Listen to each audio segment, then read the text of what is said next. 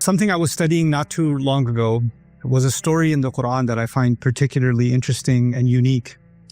It's a story that occurs at the end of Surah number 18, Surah Al-Kahf, and it's the story of Dhul-Qarnayn. There's a figure, a mysterious figure named Dhul-Qarnayn. The first observation about this person is that there is no real understanding of who he was.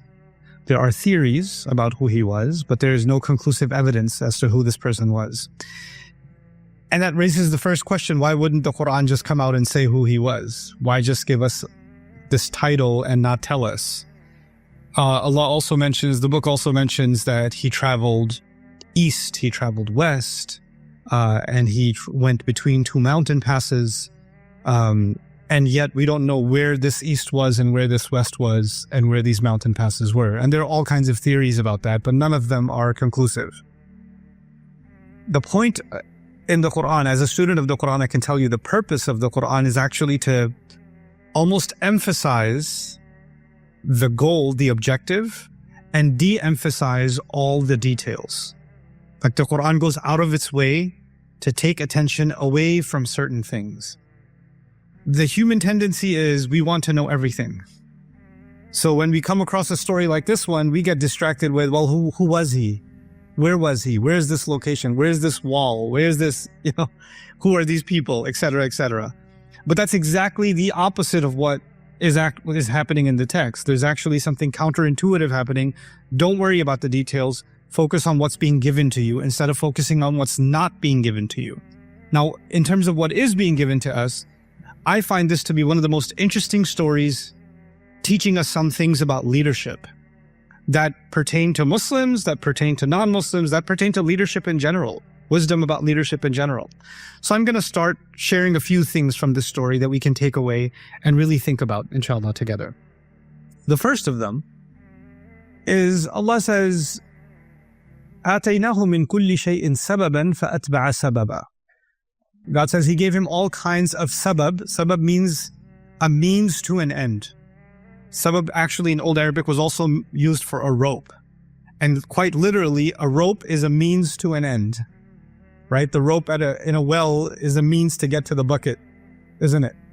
So sabab refers to what you can call resources, because resources are a means to an end. So for our convenience purposes, we'll translate the word sabab as resources.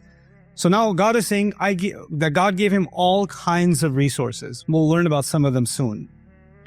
But then once you get resources, spiritually you would think when you've been given a lot of resources, then your goal should be to be grateful for the resources that you've been given.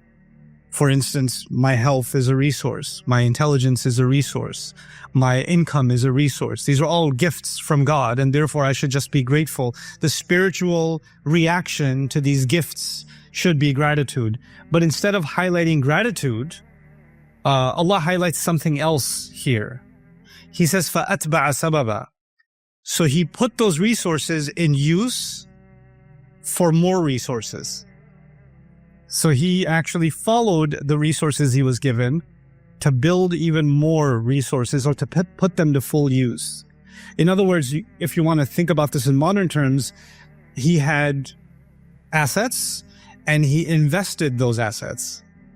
He had resources and He invested further those resources. That's what He was doing. Now this sounds like it's almost materialistic. Don't you have enough? You should be grateful for what you have. Why are you doing any more than what you have? Why are you interested in growth? Why are you interested in building more and more and more and pursuing more resources? You find the answer to that elsewhere in the Quran, where Allah says about Dawood, there's few people in the Quran that are extremely wealthy and powerful, right? So there are figures in the Quran that are very poor and powerless. And there are figures in the Quran that are very wealthy and powerful, and Dawood is one of them. Wealthy and powerful. He has kingdom, vast kingdom. And Allah says something interesting about Dawood. He said, "I'malu ala Dawuda shukra."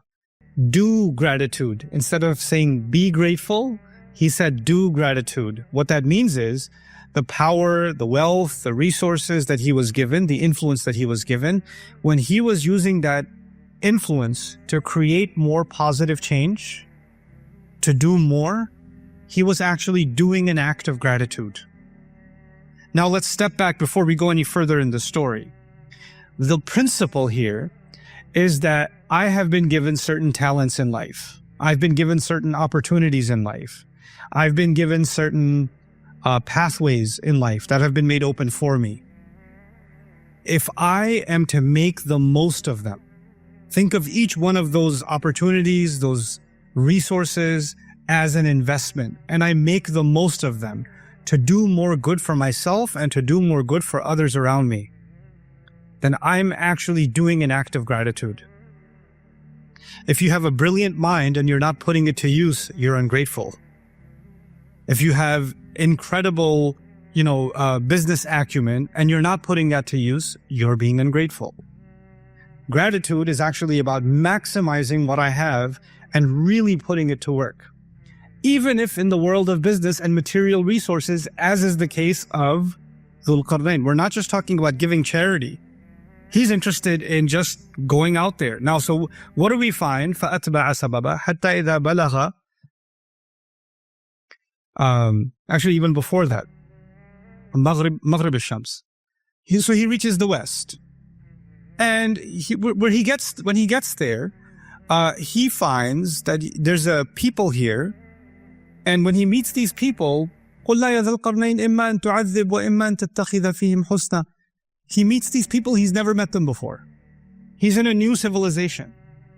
He's going somewhere he's never gone. In other words, he doesn't know if he's going to find wealth. He doesn't know if he's going to find death.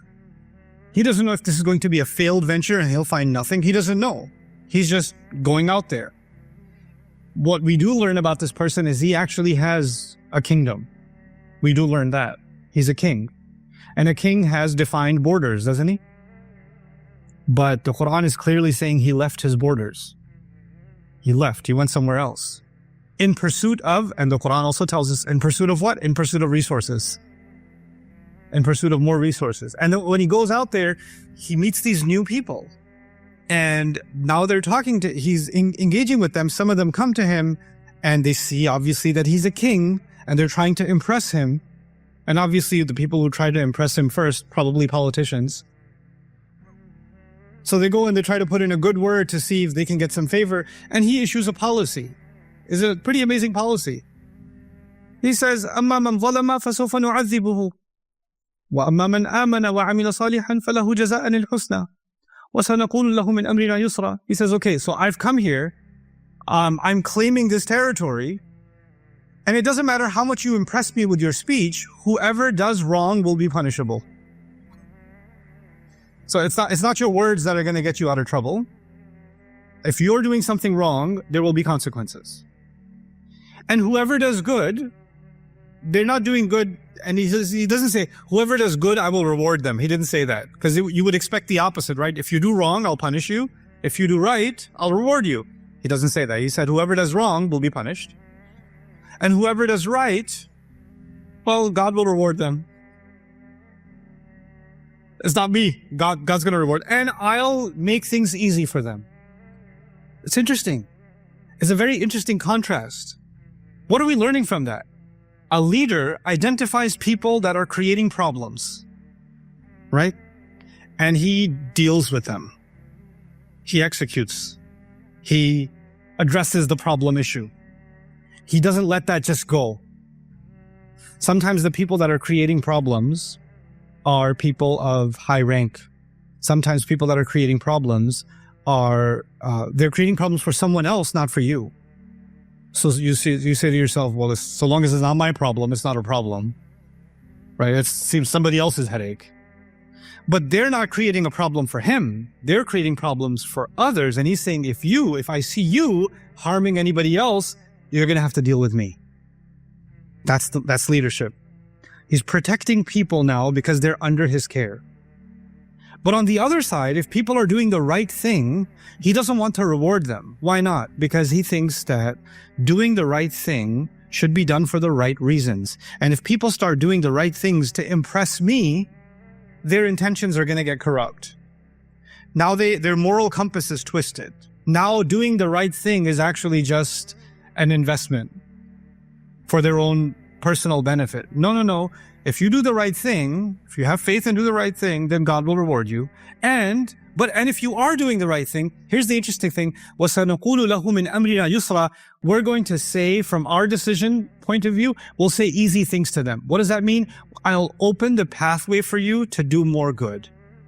Now, what does that mean for you and me? It means if I'm a leader and I know somebody's doing good work, and then they come up to me and they say, I have this idea. I think it can really benefit the company. It can really benefit the team. It can really benefit this project. And I know this person's doing good work. Then I say, I'm going to let you try it. Let's give it a shot. Maybe it'll work. Maybe it'll fail.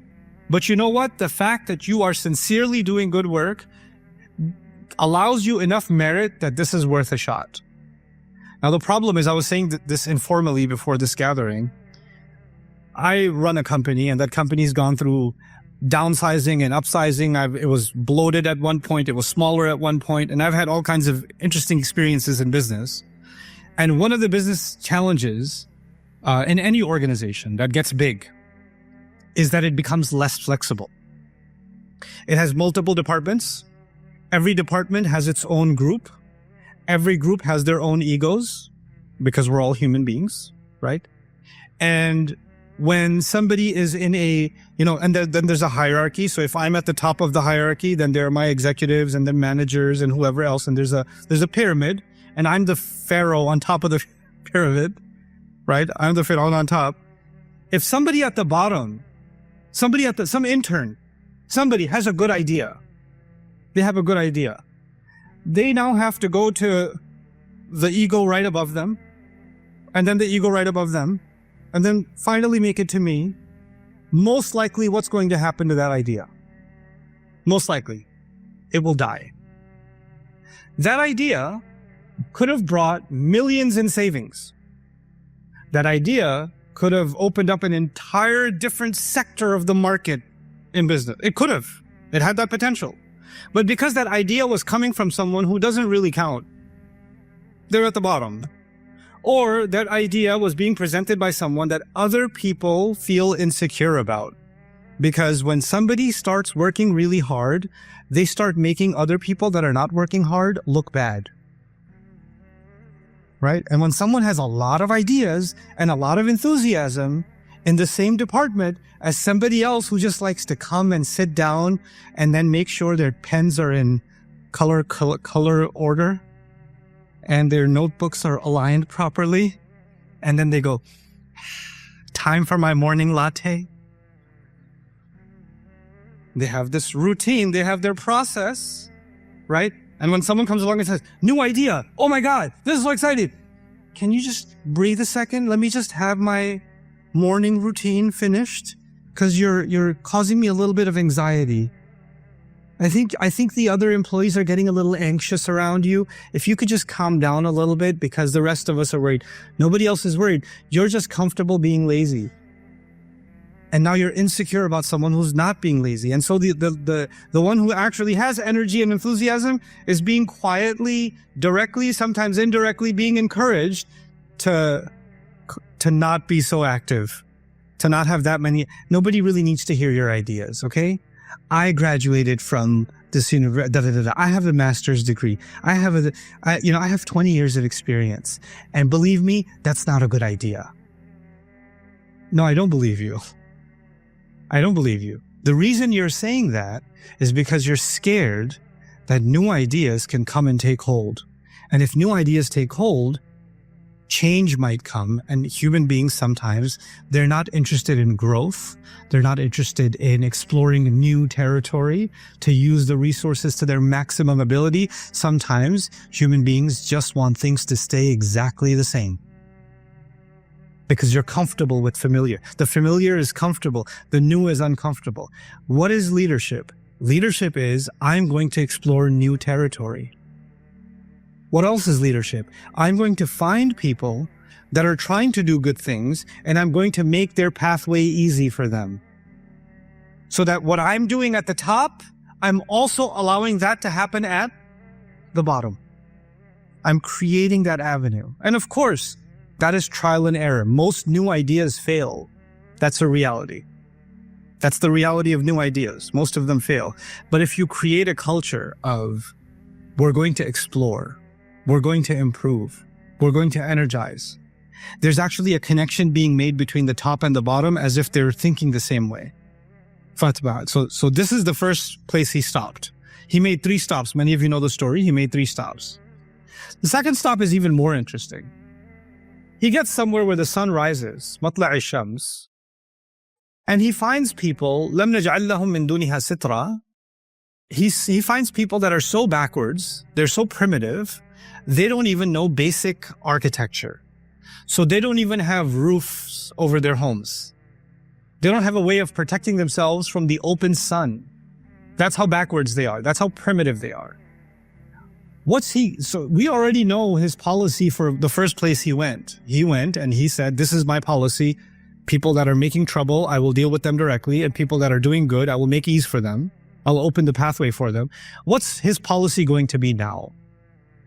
Allah says, كَذَلِكَ. He just let them be as they were. He left them alone. These people were so behind that right now, there's no point giving them any instructions. They don't even understand the basic instructions of how to save themselves from the blazing sun. Some projects are failed before they even begin. You should learn to cut your losses and move on. كذلك. He let it go. He didn't say, no, I'm going to bring civilization to these people. I'm going to first teach them how to speak properly. Then I'm going to teach them how to build. Then I'm going to do this. Then I'm going to do that. No. Maybe I'll come back in 20 years. Maybe they've advanced. This is too much. This is too much of a learning curve for these people. I don't have the resources to bring them that far up. I know my limits. I'm not here to save the world. I know what I can do and I know what I cannot do. These people, beyond my scope of ability. Incredible lesson in leadership, isn't it? I know what is beyond my ability. I know what is a hopeless cause. It's okay. I don't have to destroy resources, time, and energy working on something because I have too much of an ego to think I can change everything everywhere. I can't. I don't have that ability. So I'm just going to let this one go. I'm going to not push. كذلك. وقد أحطنا بما لديه خبرا. Okay, that's 2 stops, and there's a final stop. He goes to this third place. What was amazing about this third place is he meets people. كادوا لا يكادون يفقهون قوله. He meets people that almost couldn't understand a single word he was saying, which means he could barely understand a single word they're saying. Which means he went to a place of a completely different culture, a completely different language, a completely different civilization from his own. And because we already know he travels outside his own local area, right? And wherever he goes, he builds more resources. So within his resources are people from different cultures and different backgrounds. There's a diversity in his team of different languages and different backgrounds. So somehow, as you travel the world, languages, they connect with each other, right? So for example, there's lots of Arabic words in Bahasa Malayo, for example, right? Because languages travel. And there's probably lots of, I would imagine some Sanskrit is connected in some way. Probably some of the East Asian languages are connected to Bahasa also in some way or the other. There's some common vocabulary, not all, but some, 10% here, 5% there, 5%. I found out, because I was recently learning Farsi, I was learning Persian, and I found out that a lot of Punjabi has Persian in it. So I was like, how did Punjabi get Persian in it? Oh, because a lot of Punjabis traveled to Afghanistan several centuries ago, and there was a lot of trade exchange between India and Afghanistan, and so a lot of language exchange happened then. Cool. The reason I'm saying all of this to you is Dhul-Qarnayn goes to this place. Almost none of the words are understandable, but some words are common to his language. Some words are common to some of the other people in his team because he's got an international team, right? So they're starting to make sense of what these people are saying. Finally, they're able to make communication happen. Finally, they're able to get communication. When they get communication, what do they tell him? إِنَّ يَأْجُوجَ وَمَأْجُوجَ مُفْسِدُونَ فِي الْأَرْضِ. We have this criminal gang of people, these raiders, they're called Ya'juj and Ma'juj. They come and they destroy everything. They come and they raid, they kill, they steal, they take our animals, they commit crime. You're a king, you have an army. The first place you went to, you said, whenever there's criminals, what am I going to do with the criminals? I'm going to deal with them. Right? That's what he said already. That's his policy. Now he comes to this place and they say, well, we got a lot of criminals. They're called Ya'juj and Ma'juj. Clearly, Dhul-Qarnayn does some investigating and finds out they're not just a criminal, they're an entire army horde. There are thousands of them. There are hundreds, if not thousands of them. This is more than he can handle as a fight. He cannot engage in war with these people because that will also be draining. But he cannot leave either because they are committing crimes. So what's the best solution he could come up with? Let's build a wall. Let's build a barrier so these criminals that are coming and attacking you, they're not going to be able to come anymore. Let's build a barrier. Now, before I go on, I want you to know something. He made 3 stops, right? But does he have the same policy for all 3 places? No. Different situation, different audience, different problem, different location, different culture, and a true leader understands every time there is a different solution.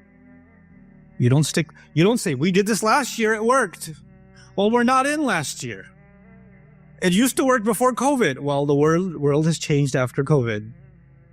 It's not what it used to be, right? It used to be that way all the time. We've been doing this for 20 years. Well, maybe that's exactly the problem. Because you've been doing something for 20 years. Some of that might still work. Some of that might no longer work. You need agility. And that's what a leader needs. A leader is going to new places. He's going to encounter new challenges, and therefore he will have to come up with new solutions. So the solution, the best case solution in this case is, I cannot stop them from attacking you. I cannot defeat them. I cannot end that problem. I can create some kind of a security mechanism. I can build a wall for you. The problem with a wall is, if you build a wall, is it going to eventually deteriorate? Yeah. Any construction needs to be maintained. So what does Dhul-Qarnayn do in his genius? If you study the surah carefully, he gets the people that are there that he barely communicated with. Remember? He barely communicated with them. He gets them to build all of the pieces under his supervision. Atuni zubar al-hadid.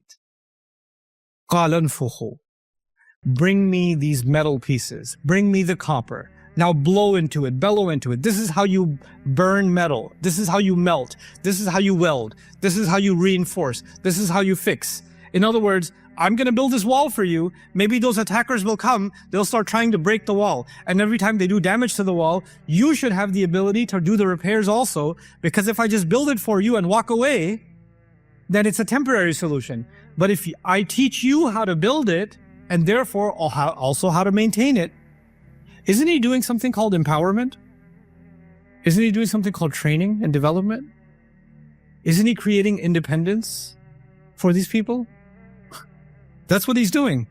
And he's saying, so long as this lasts, it lasts. But this is his contribution. So you find that he is actually coming up with different solutions. And in it, I find it's a pretty amazing philosophy for leadership. There are situations in which the best you can do is defense.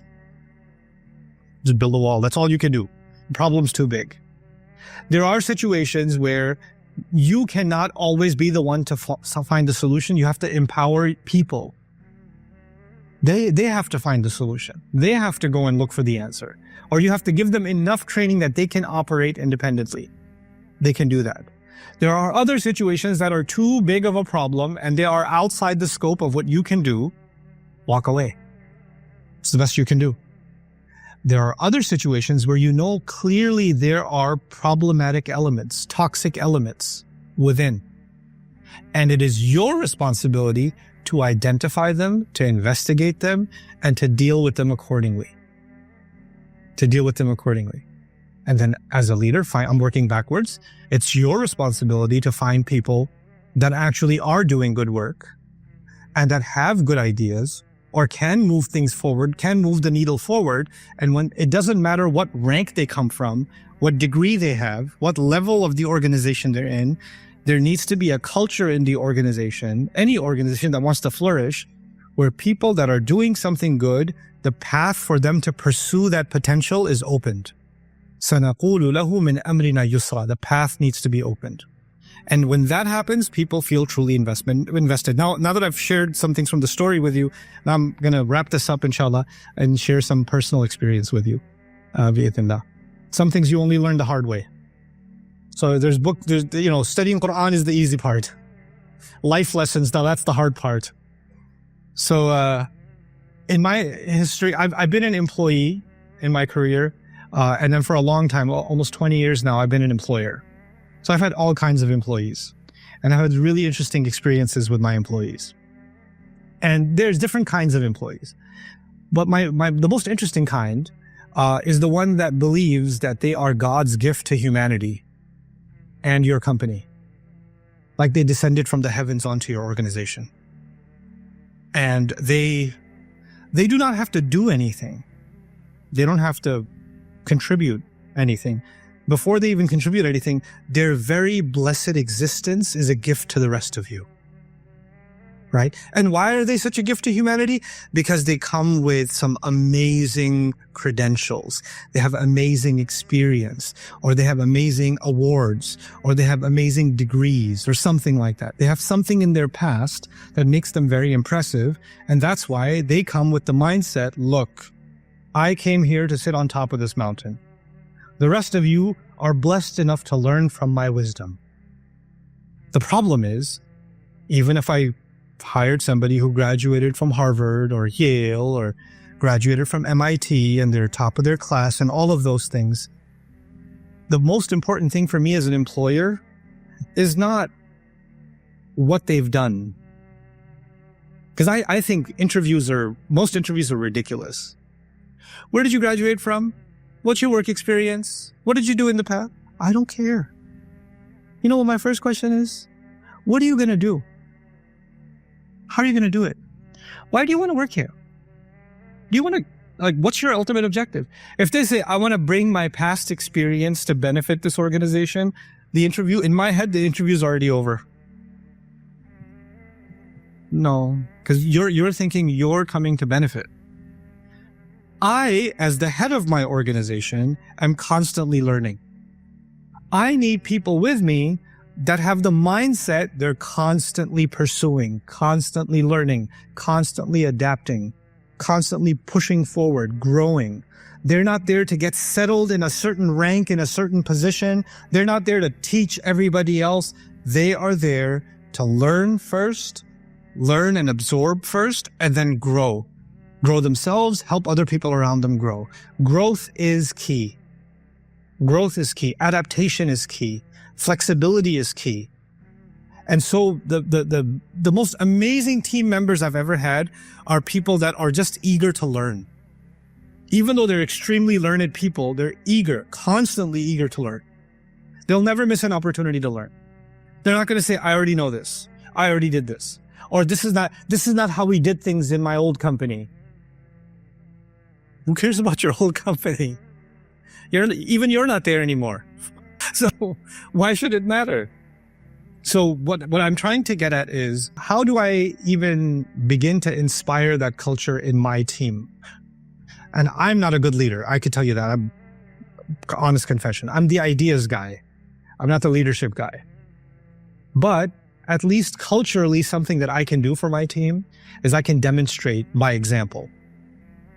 So what I do in my work, I challenge my team members to find if any of them is more serious about learning and growing than I am. I'm at a point now in my career where if I stopped learning, if I just stopped learning and I just turned a mic on and started talking, I would still have an audience. Nobody would know the difference. I could do that. But I wouldn't be satisfied because I'm no longer growing. I need to grow. I need to invest in myself. I need to learn new things. I need to expand my horizons. And when they see me do that, doesn't matter what department they come from, they want to do that. They want to grow themselves because there's a culture being built of growth, of expansion, of creativity. The other thing I like to do, it doesn't always work, is that people say this sometimes in meetings. You can come to me and tell me anything. Please, I have an open door policy. And then you go to them and you say, sir, you said you have an open door policy. I'd like to send me an email. Doesn't sound like a very open door policy. Or you try to explain the problem and say, actually, you don't understand. Let me explain to you why your problem isn't even a problem and you're the problem. So on the one hand, you're saying open door policy, but actually the moment somebody walks into that door, they walk into a blender and they come out juice. That's not really an open door policy. An open door policy means hey, I need to talk to you about something. Okay, talk to me. Talk to me. Level with me.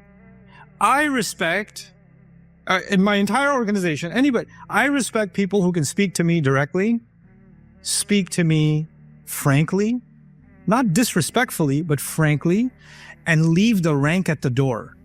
They're not talking to me as the CEO. They're talking to me as someone equally concerned about the organization. So they're just bringing up their concern.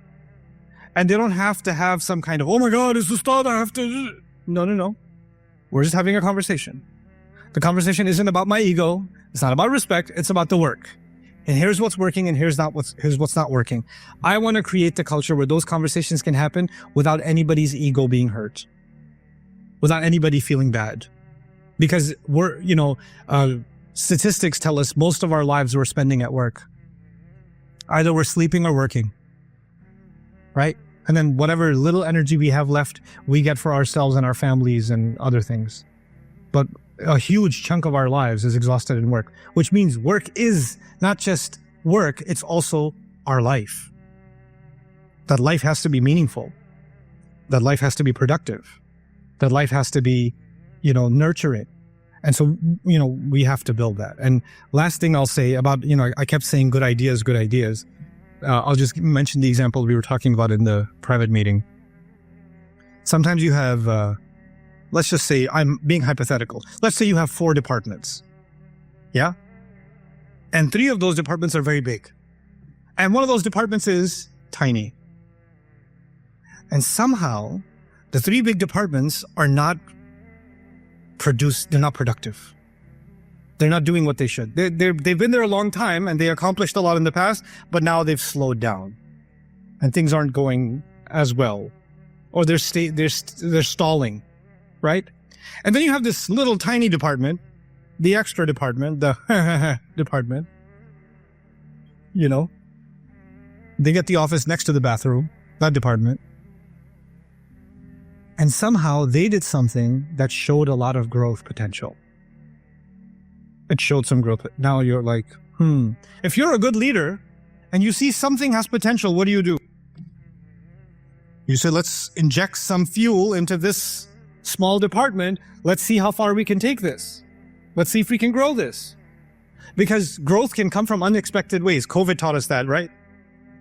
It can come in unexpected ways. Okay. So now you decide to put some time, energy, resources, attention, investment into the smallest department. You tell me, take a guess. Who starts getting nervous when you invest in the small department?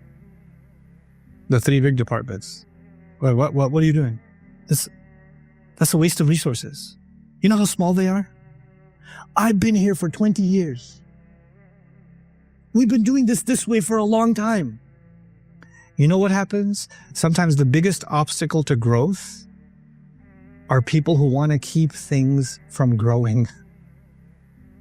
Without realizing that all 4 departments, that's like saying this hand is able to do something, or my right hand is able to do something my left hand is not able to do.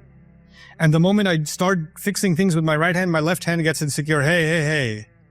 You really want to do that one? It's a little imbalanced over here. Let's do things where both hands are together. No, some things are meant better for the right hand.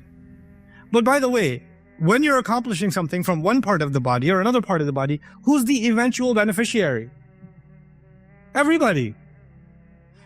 I can't have one hand competing with the other hand. I can't have one hand insecure about the other hand. So an organization cannot fully function if parts of it are insecure about other parts of it.